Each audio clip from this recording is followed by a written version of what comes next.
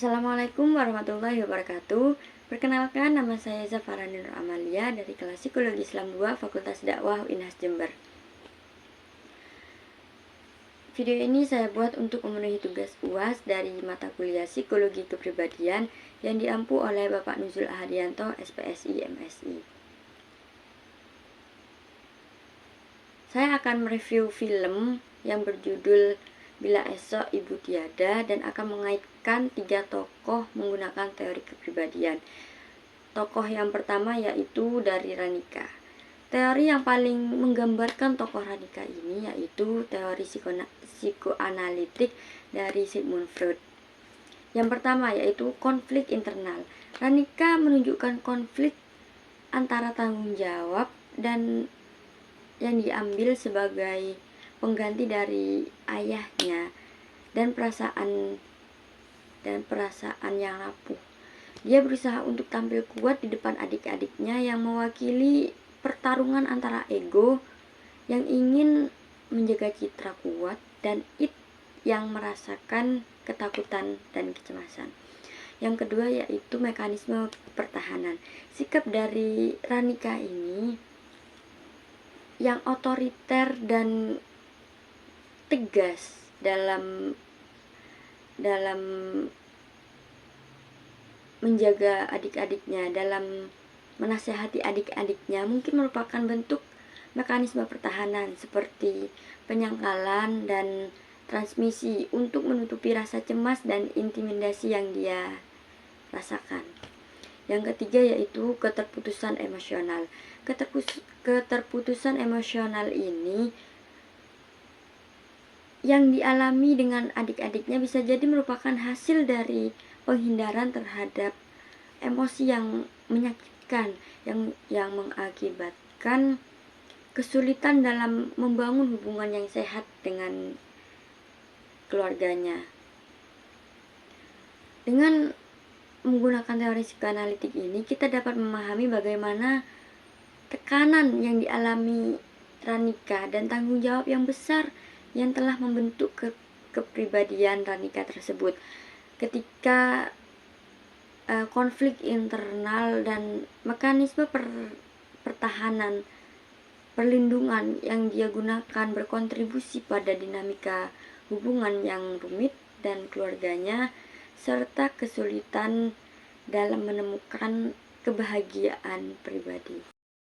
Yang kedua yaitu dari tokoh ibu yang bernama Rahmi. Tokoh ini merupakan menggambarkan dari teori humanistik yang punya hierarki 5 tingkatan. Yang pertama yaitu fisiologis, yang kedua keamanan, yang ketiga sosialisasi, yang keempat pengakuan diri, dan yang kelima yaitu aktualisasi diri. Penerapan oleh tokoh ibu yaitu pertama, pengorbanan untuk anak. Rahmi mengutamakan kebutuhan anak-anaknya di atas kebutuhannya sendiri, yang menunjukkan bahwa ia mengorbankan kebutuhan sosial Rahmi dan harga diri Rahmi itu demi kesejahteraan anak-anak. Yang kedua yaitu kesehatan dan kebahagiaan. Rahmi mengesampingkan kebahagiaan dan kesehatannya yang menunjukkan bahwa Rahmi mungkin tidak dapat memenuhi kebutuhan aktualisasi diri karena fokusnya sepenuhnya kepada anaknya. Yang ketiga yaitu kurangnya penghargaan. Anak-anaknya yang tidak menunjukkan rasa terima kasih juga tidak mencemaskan Rahmi bahwa mereka tidak sepenuhnya menghargai pengorbanan ibunya yang dapat menghalangi Rahmi dan mendapatkan kebutuhan harga diri. Yang keempat yaitu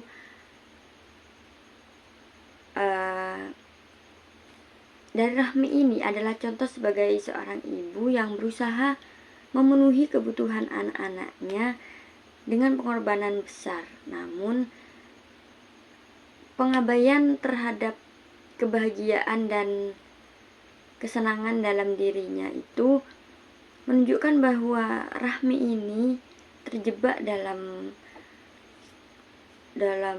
siklus pengorbanan yang mungkin menghalangi untuk mencapai aktualisasi diri. Tokoh ketiga yaitu tokoh Hening, yaitu teori kepribadian Erikson. Yang pertama yaitu identitas versus kekacauan identitas.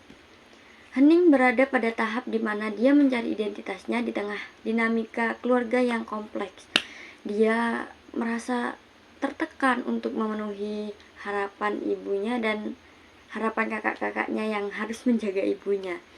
Sementara dia juga ingin mengeksplorasi kehidupan luar, mengeksplorasi kehidupan sosialnya seperti berpacaran. Yang kedua yaitu tanggung jawab emosional. Sebagai anak bungsu, Hening merasa perlu untuk mendukung ibunya, tetapi dia juga merasakan kebingungan tentang perannya dalam keluarga. Dia berjuang untuk menemukan keseimbangan antara tanggung jawab dan kebutuhannya sendiri. Yang ketiga yaitu penyesuaian diri.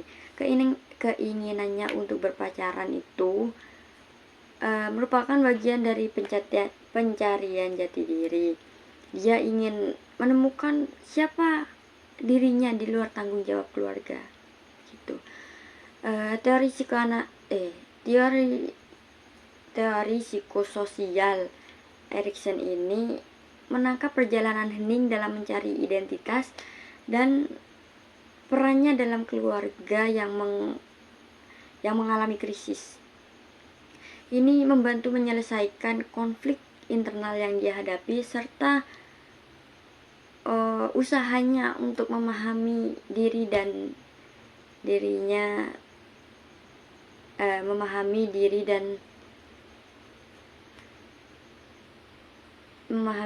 dan tempatnya di dalam keluarga.